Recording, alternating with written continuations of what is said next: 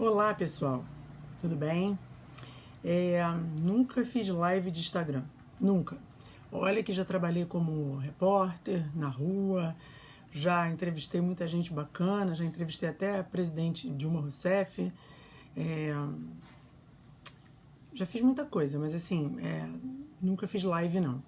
E resolvi fazer uma fake live, na verdade, porque ontem eu fui tentar fazer uma live, não deu muito certo, a conexão estava ruim. Eu acho que nesse período de quarentena tá todo mundo fazendo live, então a conexão tende a ser mais pobre.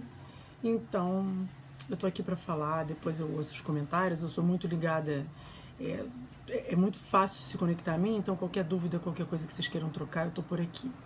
Na verdade, eu queria falar um pouquinho sobre, na verdade é um assunto que tem a ver com duas áreas da minha vida. A área educacional, que é a área que permeia o meu dia a dia, né? Eu sou fundadora e CEO da UAU Education. E a segunda área, que é a área onde eu escrevo. Eu sou escritora, fiz rádio há muito tempo, tive blog, eu falo de relações humanas e relacionamentos em tempos digitais, né? A vida online como ela é.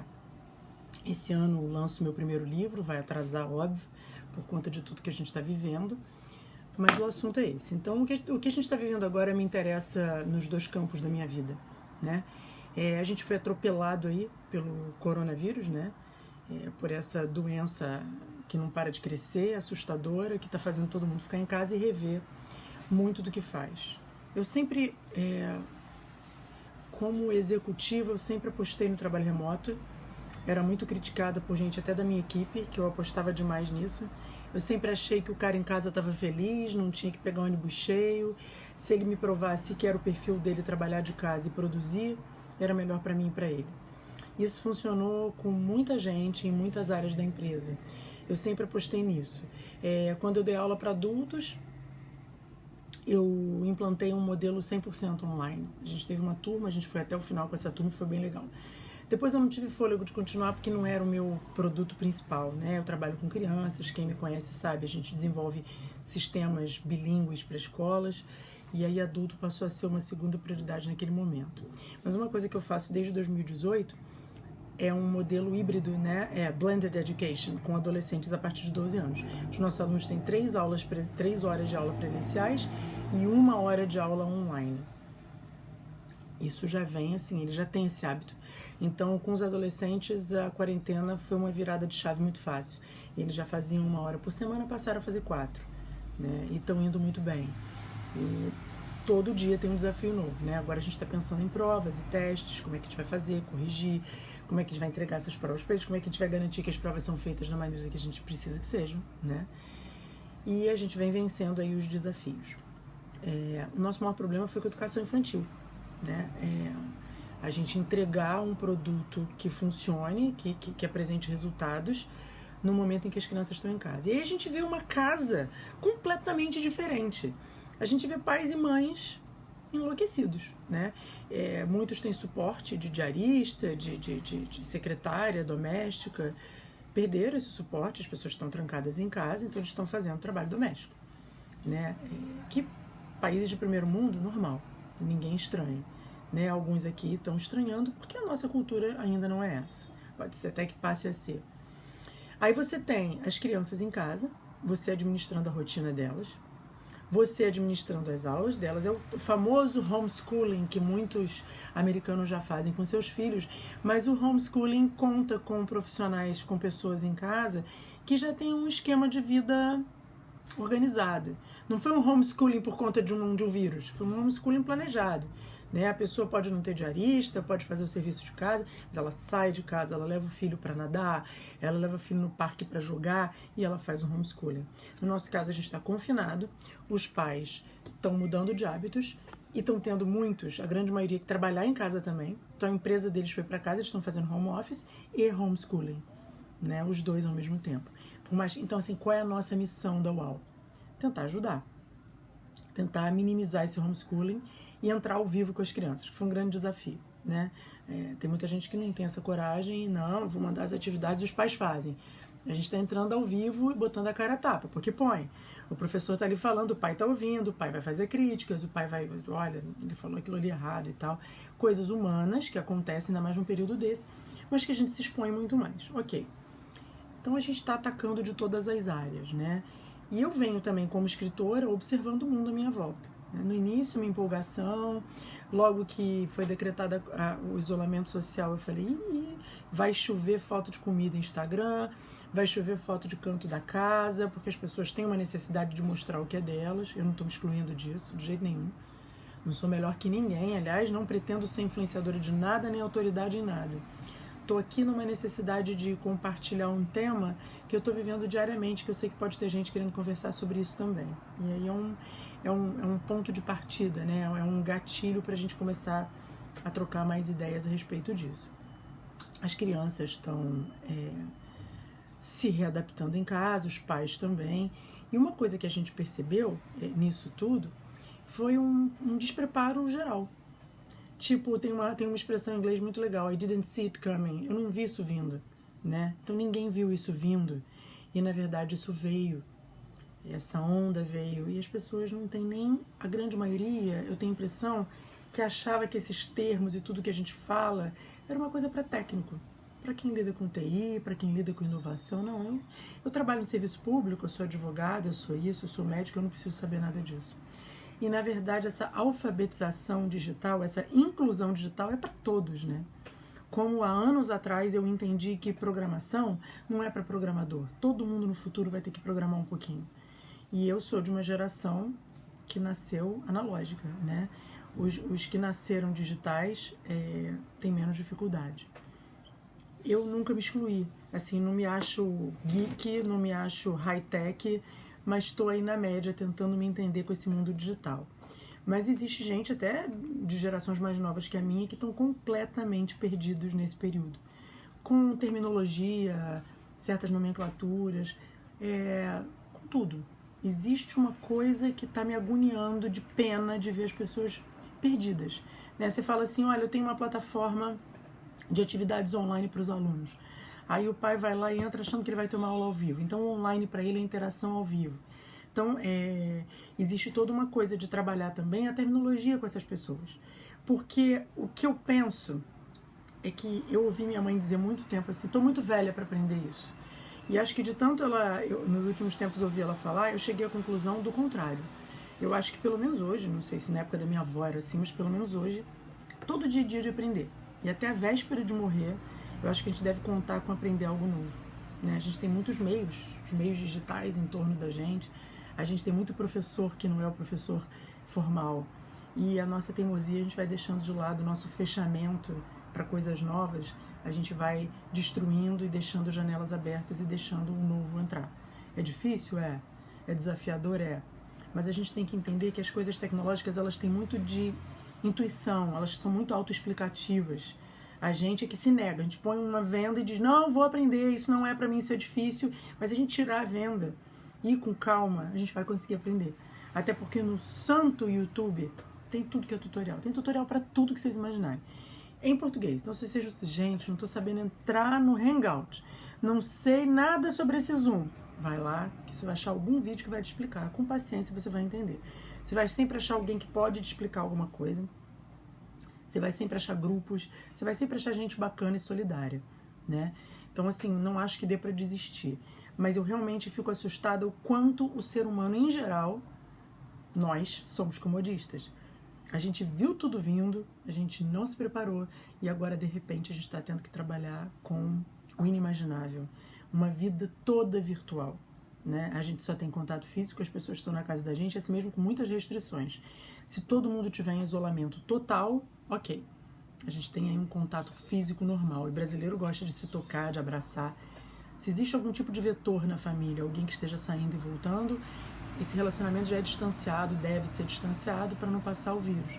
Então, na verdade, tudo se tornou muito virtual. Né? Tudo se tornou... Daqui a pouco a gente vai ter hologramas para falar e interagir. Então não dá para ficar de fora. E eu tô assim, fico com pena. Um outro segmento que me deixa com bastante sentido nesse sentido é o da educação, os donos de escola, os diretores, os coordenadores, os gestores. é uma galera que está tendo que lidar com isso, está olhando e dizendo, meu Deus, eu tenho que botar meu aluno agora online. Acabou o presencial, o meu serviço todo prestado é presencial, face to face, é face a face, é carne e osso, e eu tô tendo que me reinventar. E eles estão muito assustados com isso, né? Assim, eles não têm muitas noções, é fora do alcance entender, por exemplo, a diferença de aula sob demanda, aquela que você escolhe o horário que você vai fazer com teu filho, e uma aula com interação ao vivo, onde o professor entra e fala com ele, tete a tete com cada um, como eu estou falando com vocês aqui. Então, isso tudo, eu vou voltar aqui para falar mais, mas isso tudo me faz pensar que toda essa tragédia, é uma tragédia, eu estou super deprimida com isso, a gente vai, como tudo na vida, tirar uma coisa boa. E eu espero que tire. Parar de criticar, de se negar ao futuro, parar de negar o futuro, parar de negar o avanço e encarar de frente. Tem defeito? Tem. Mas como diz minha madrinha, o melhor tempo é agora. Ela sempre disse isso, ela está com 84 anos, ela continua dizendo, o meu melhor tempo é agora. Então ela não é saudosista de ficar achando bom quando era assim, bom. Ela está certa, o melhor tempo é agora. A gente tem que entender o que está acontecendo, as ferramentas que a gente precisa, né, e fazer o melhor uso dela. Agora, a dosagem, o quanto você vai usar, o como você vai usar, é de cada um, né? O quanto você usa de rede social, o quanto você não usa. Eu tenho visto muitas coisas bacanas. Eu tenho visto, lógico, um excesso de live. Essa aqui, minha, é uma entre 1000. As pessoas têm necessidade de compartilhar e compartilhar ao vivo, ou seja, a interação em tempo real, ela é muito importante. Ela que faz a roda girar e o ser humano viver, né? Então, eu defendo muito a coisa em tempo real, misturada com coisas gravadas, que tem, of course,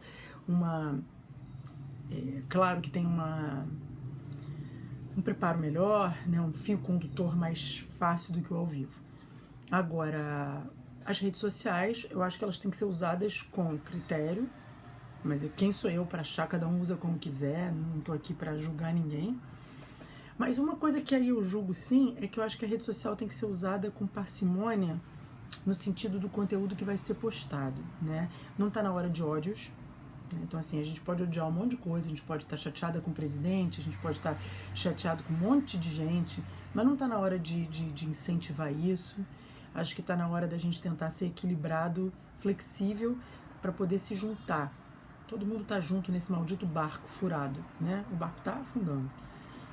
Então, essa é a primeira coisa que eu diria, assim.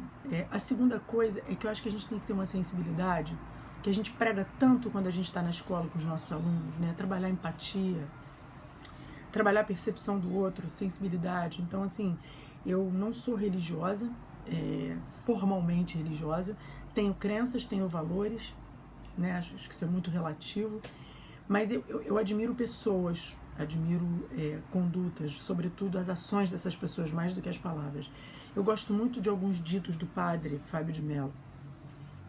Não nego que a minha formação católica original me faz me lembrar da minha avó e até a minha outra avó que não era católica, eu acho que adoraria as falas dele. Ele postou dia desses uma frase que me mexeu muito comigo. Ele disse o seguinte: parem de postar coisas incríveis na casa de vocês, parem de postar o excesso de conforto, né? Foi algo desse tipo, e eu tô aqui adicionando o que eu penso. Para de colocar a sua piscina, a sua sala de jantar incrível, a sua louça incrível. Lembrem-se que tem gente confinada em casa da mesma maneira que você, com muito menos, né? Que não pode comprar filé mignon, não pode colocar um vinho francês na mesa. Então, ele ter me dito isso, eu acho até que é a essência do cristianismo, né? Que tanta gente prega. Eu nem sei se me acho cristão, se não acho. Eu sei que eu tenho muitos valores atribuídos a Jesus Cristo. Muitos desses valores eu tenho. E aí, nesse sentido, eu acho que é lógico demais o que o padre Fábio de Mello falou, e que eu repito aqui. Acho que a questão das redes sociais devem ser usadas para agregar, para congregar, para chamar, para dar carinho, para dar conforto, para divertir. Sobretudo o riso é o melhor remédio. Quantos e quantos desses dias eu fiquei mal vendo jornal, lendo notícia, fui para Netflix, eu fui para TV aberta, vi um programa de humor, revendo Friends ou outras coisas, Porta dos Fundos, Paulo Gustavo, quanta coisa que faz rir, né? Coloquei para poder melhorar o meu espírito e deu leveza e melhorei. Então eu acho que o espírito da gente em rede social tem que ser esse. E não, vai se exibir com o quê, gente? Com o carro que vocês não estão tirando de casa? Vai se exibir com a casa que não pode receber ninguém? Vai se exibir com viagem para o exterior que ninguém está podendo fazer? Todo mundo morrendo aí pelo mundo afora? Qual é a razão de se exibir agora? Né? E aí você entende que não é agora. Qual é a razão de se exibir, né, basicamente? E de novo eu tô falando no espelho, porque eu também falo pra mim, tá? Não tô me tirando, não sou melhor que vocês. Eu tô refletindo com vocês. Refletir em conjunto é uma coisa boa, né? Coisa que possivelmente eu vou ouvir depois alguma troca em privado ou não, mas assim, me faz pensar nisso tudo. A gente não tem que, nesse momento, se achar melhor do que ninguém, porque cá entre nós, a gente foi derrotado, tá sendo derrotado por enquanto por um vírus mínimo, microscópico, que não vê quem tem dinheiro, quem não tem, que não vê quem é mais bonito, quem é mais feio, quem é especial, quem é muito inteligente, quem não é. Então não é hora para isso, né? E aí, para finalizar, com essa questão do nosso semi-exclusão tecnológica de muitos, corram atrás. Eu acho que não dá para ficar. A ansiedade está batendo, e a ansiedade de não conhecer esse mundo virtual bate mais fundo em muita gente. Respira fundo, tira uma horinha por dia para tentar entender. Tira uma horinha por dia para pegar tutoriais, para buscar tutoriais na internet, para ler. Tem um site Tech Tudo, que é muito bom. Eles dão dica de quase tudo. É muito importante todo mundo, independente de idade, dominar as ferramentas. Porque são essas ferramentas que vão fazer vocês se conectarem com o mundo, trabalharem, terem êxito, terem boas ideias, se acalmarem. Elas acabam sendo um ansiolítico natural. Porque você está dominando, você começa a ficar mais calmo, né? Então, a gente vai voltar aqui para conversar. Eu vou participar de alguns webinars. Na quinta-feira à noite eu participo de um webinar também falando disso com o Danilo, da Tenda Digital, e da Layers Education. E na semana que vem também eu faço uma outra live aí com o Thiago, do Hub Educacional, com outras pessoas que vão agregar ainda mais o que eu estou falando aqui, tá bom? Então até a próxima, e espero que as minhas reflexões sirvam aí como um adendo às reflexões de vocês, e que a gente ainda possa trocar muito sobre esse e outros assuntos. Grande beijo!